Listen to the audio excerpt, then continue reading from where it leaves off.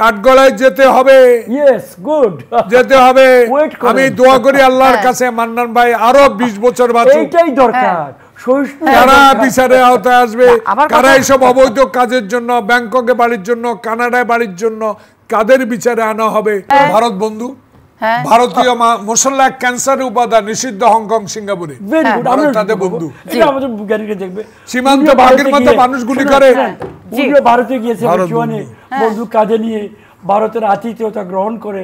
আতিথেয়তা গ্রহণ করি নাই, তখন ভারত তার স্বার্থ সিদ্ধি করার জন্য আমাদেরকে আপনি ছিলেন ওখানে, ভারতের অবশ্যই ছিলাম। আমি আমার বন্ধু তাদেরকে স্যালিউট করি, তারা আমাকে আশ্রয় দিয়েছে, যুদ্ধতে ট্রেনিং করার সুযোগ করে দিয়েছে।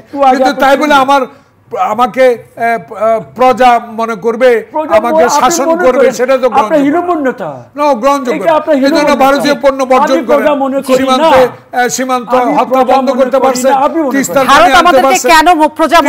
পানি আনতে পারছেন, আনতে পারবেন না। আমি অনুষ্ঠানটা শেষ করে ফারুক সাহেব, আপনি বললেন ভারত আমাদেরকে প্রজা মনে করে, ভারত নিজেদের স্বার্থের জন্যই আমাদেরকে আশ্রয় দিয়েছিল। ভারত আমাদেরকে কেন প্রজার মনে করবে? এই প্রজা মনে করার সুযোগটা কারা দিয়েছে? কে?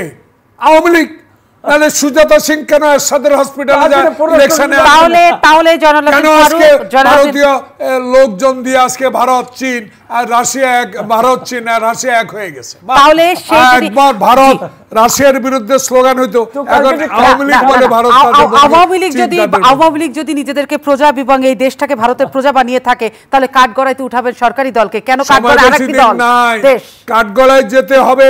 ইয়েস, গুড, যেতে হবে। আমি দোয়া করি আল্লাহর কাছে মান্নান ভাই আরো 20 বছর বাঁচুক। এইটাই দরকার। কারা বিচারে আওতায় আসবে, কারা এইসব অবৈধ কাজের জন্য, ব্যাংককে বাড়ির জন্য, কানাডায় বাড়ির জন্য কাদের বিচারে আনা হবে।